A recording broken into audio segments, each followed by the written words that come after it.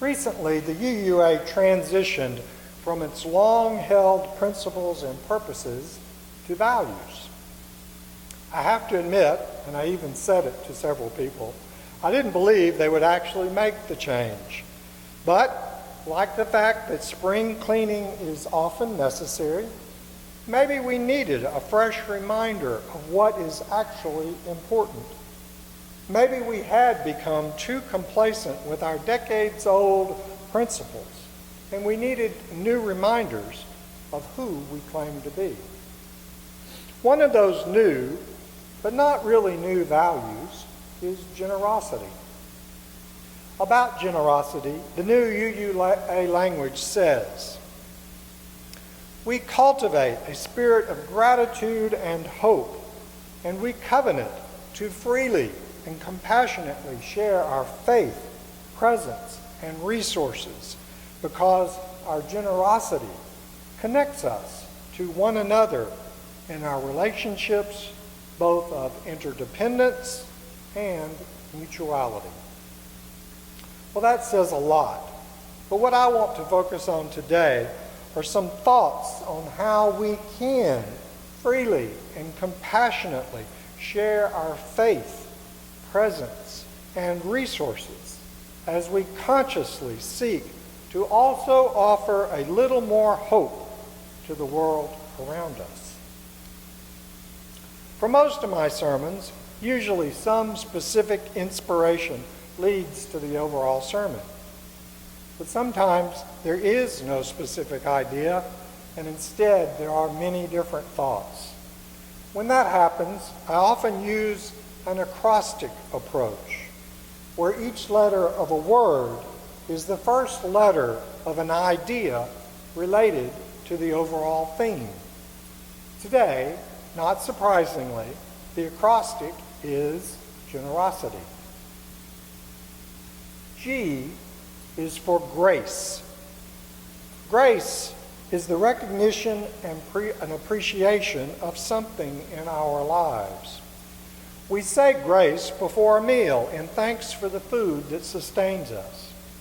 For many in the religious world, grace is an undeserved gift, and I think of life itself as an undeserved gift. What exactly did any of us do to deserve this amazing gift we call life? Unfortunately, we often take this gift of life for granted, another word that begins with G. But life is precious, and it shouldn't be taken for granted. Buddhist author and teacher Jack Kornfield says, "You participate in a community committed to spiritual growth. You have a healthy family. You're surrounded by devoted brothers and sisters. Now, you're sitting and you ask yourself, where is the grace? The answer is, you are neck deep in grace. Whoever we are held by the warmth of the sun and the shining embrace of the snow, nourished by the sweet water of the rain, alive in the great mystery. With an open heart and an open mind, we discover a great stillness, a loving presence with things as they are. As we accept the stream of life, enlightenment and grace arise naturally. I simply add that with this grace, this gratitude for simply being alive, it opens us up to sharing what we have with others in support of this amazing and mysterious gift of life. But in reality, life is often hard, which reminds me of an old saying, and we hear it when someone is in a terrible situation. They could have lost a job, or they're homeless, or they have a disease, and someone will say, "There, but by the grace of God, go I." And that is an all too frequent reality. Difficulties and tragedy happen to us all. So what can we do? Just like the parable this morning, we can't save everyone, but we can do something, and there are many ways we can be generous and give back. So, G is for grace, being grateful and giving back, and in the process, we give a little hope. Moving on, our first E is for expertise, which comes from experience. And when we share our experience, we are being generous with something we've accumulated simply by living. And by sharing our experience, we can ease the burden or the costs on something we value. It does take a village of experience to keep our lay-led religious communities up and running. Recent examples include individuals who have expertise with copiers, with heating and air conditioning systems, with general contracting, bookkeeping, landscaping, marketing, music, law, management, and investing, all with talents which, when shared, ease the worries and expenses and allow the better prioritization of our limited financial resources.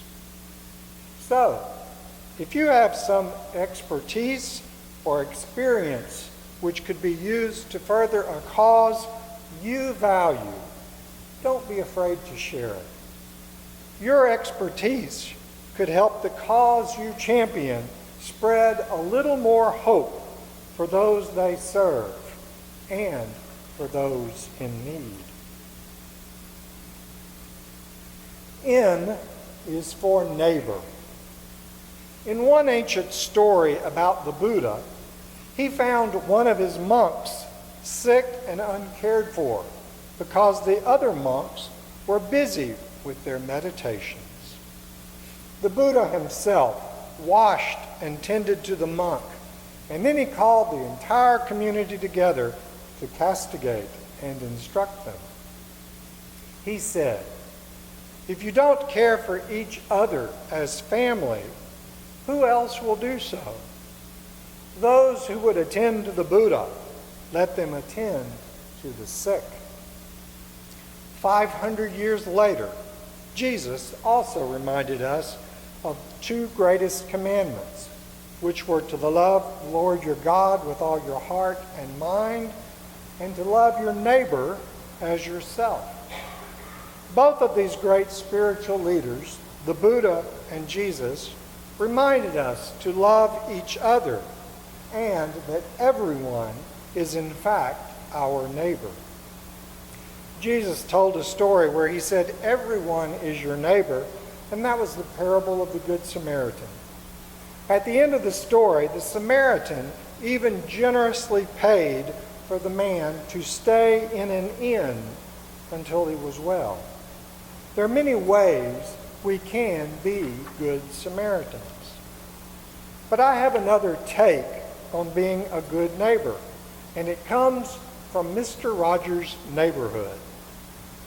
Fred Rogers shared this story, and sometimes being a good neighbor is as simple as being a good friend.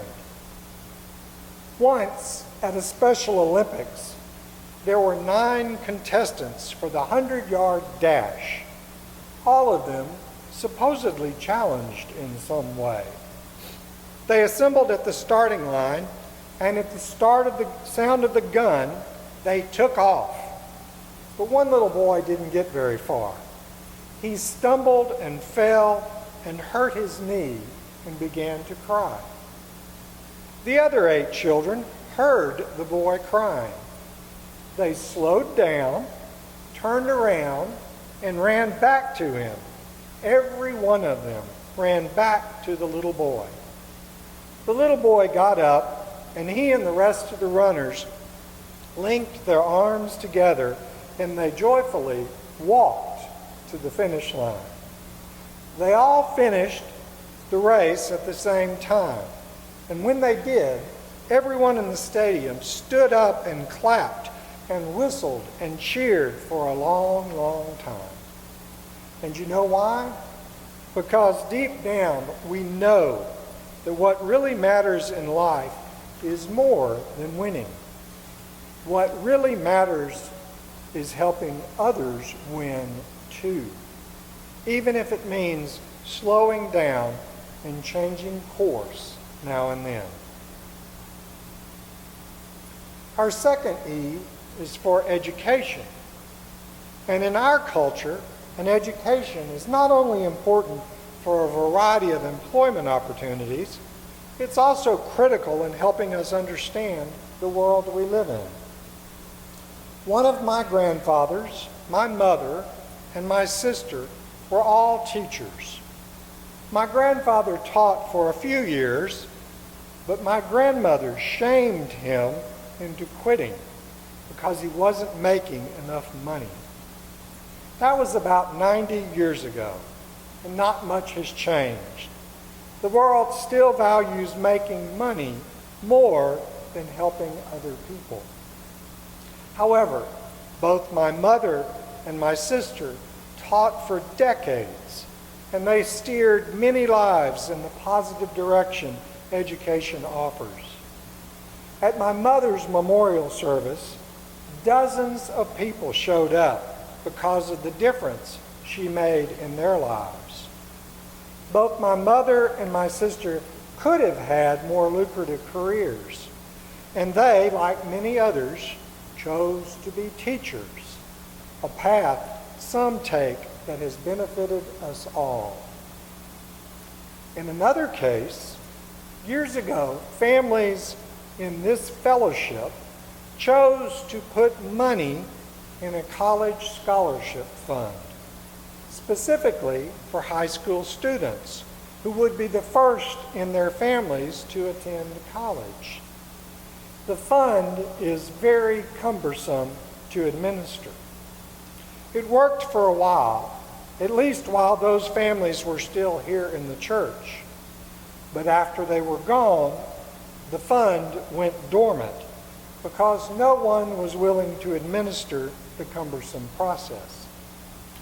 Fortunately, one individual, whose name shall go unsaid, but she was up here earlier today, has been willing to take it on. And now several students are receiving opportunities they may never have had. Education helps the one receiving the education, but it only happens because someone else is willing to actually educate or provide the funds education requires. Hope for our future depends on the education of our youth.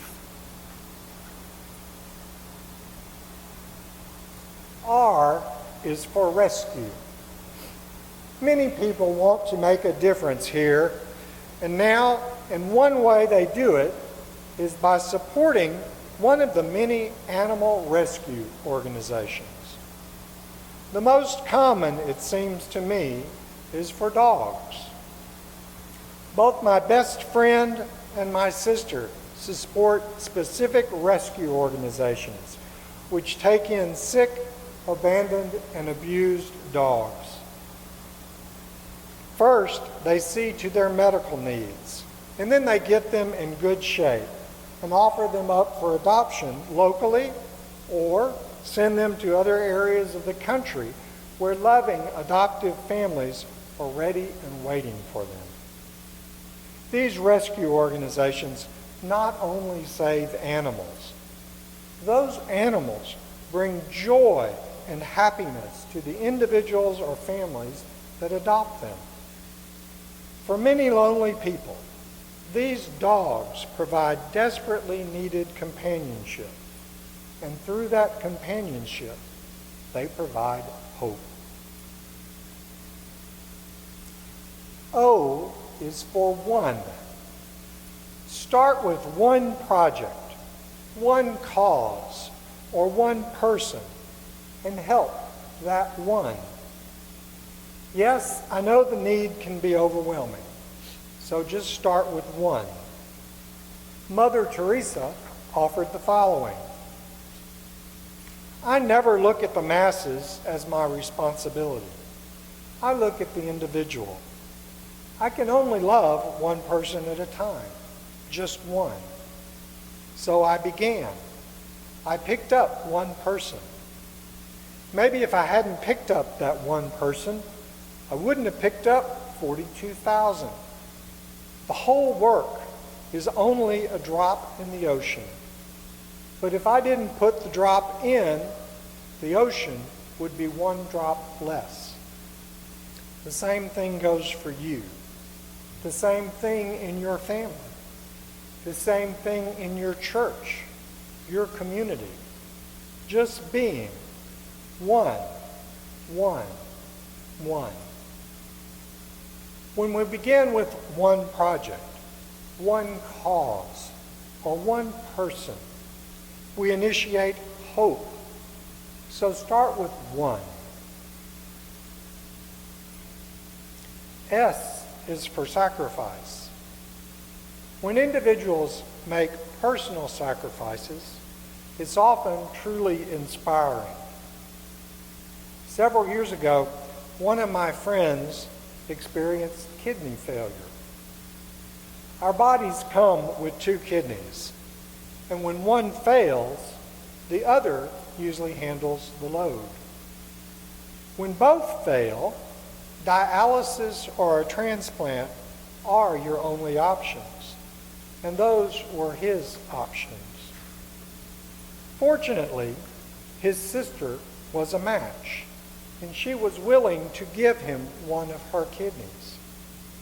That was a conscious sacrifice on her part, and many people are unwilling to make that kind of sacrifice. But she was, and it gave him the gift of many more years of life. Personal sacrifice can be life or death for someone in need, and it often provides hope. I is for income, and your own income is what we often think about when we're considering being generous. We give some of our income to a cause or a person we believe in. And for all of us, it's a finite and limited income. But that doesn't mean we can't give a little or even a little more. Recently, I developed a habit of tipping in unlikely places, mostly with cashiers at checkout counters. Usually it's $1, but sometimes it's $5. In return, I often receive a smile and a thanks. But sometimes I hear, "Oh, I can have lunch, or a Coke, or a snack at my break." And I realize I've given a little bit of joy to someone in probably a very dreary job. Just give what you can. Every little bit helps and makes a difference. T is for talent. In the early 80s, I had a friend who was a very successful interior decorator in Houston. I don't know why, but he was active with the local chapter of the American Cancer Society. Of course, that organization is always looking for ways to raise money to fight cancer, and Darrell wanted to help. So Darrell decided to copy a successful event already going on in Dallas. Darrell told me one of his talents was throwing a good party. So that's what he did, and the Houston Cattle Barons Ball was born. Now here we are, over 40 years later, and that ball, just a big party and fundraiser, is still going strong, having raised millions of dollars to fight cancer. His vision, aligned with his talent, was a powerful force for doing good here in Houston. That money funds treatments, care, and breakthroughs in the fight against cancer, and gives hope to many people afflicted by this terrible disease. So, open your minds and envision how your talents can make a difference in the world around you. And finally, why is for you. Give from who you are and accept that who you are will change over time. And that's okay. We're all changing over time. When I was a small child, my dad was a fireman at the all-volunteer fire department in my small town in North Louisiana. When firemen and fire trucks arrive, hope also arrives for those who care about what's on fire. When my dad was in his later years, he couldn't fight actual fires, but he was still capable of helping the mostly all-volunteer fire department still in his hometown. He helped as a dispatcher. He wasn't ashamed or embarrassed because he could no longer fight actual fires.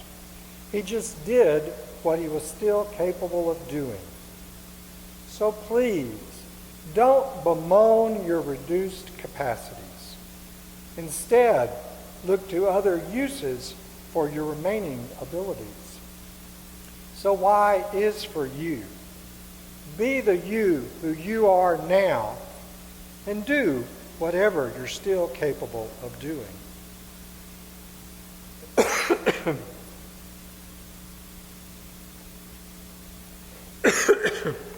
Excuse me. I'll start my conclusion with an odd little story. Two men were finishing up in a restroom. One man was in a suit and tie. He dried his hands on the paper towel and then proceeded to wipe up the counter with the paper towel. The other man found this behavior quite odd and jokingly said, "How long have you been working here?" The man in the suit replied, "I was taught to leave every place I've been a little better than how I found it." I wonder how much better the world would be if we all practiced that simple lesson, leaving every place a little better than how we found it. In conclusion, generosity is a choice to give back some of what has come our way, whether by hard work or by sheer dumb luck. The choice to give back is ours. Ancient Stoic philosopher Epictetus, who was a slave much of his life, said, "Follow through on all your generous impulses. Don't question them, especially if a friend needs you. Act on his or her behalf. Don't hesitate. Don't sit around speculating about the possible inconvenience, problems, or dangers. As long as you let your reason lead the way, you will be safe." In fact, each of us started out with nothing, and others helped us all along our way. Once again, Buddhist teacher Jack Kornfield says, "For the mature spirit, freedom is the journey itself. It's like a labyrinth, a circle, a flower's petal by petal opening, or a deepening spiral, a dance around the still point, the center of all things. In the course of the great spiral we call life, we return to where we started again and again, but each time with a fuller more open heart. And that heart must be connected back to a life of daily devotion and generosity. Amen and namaste.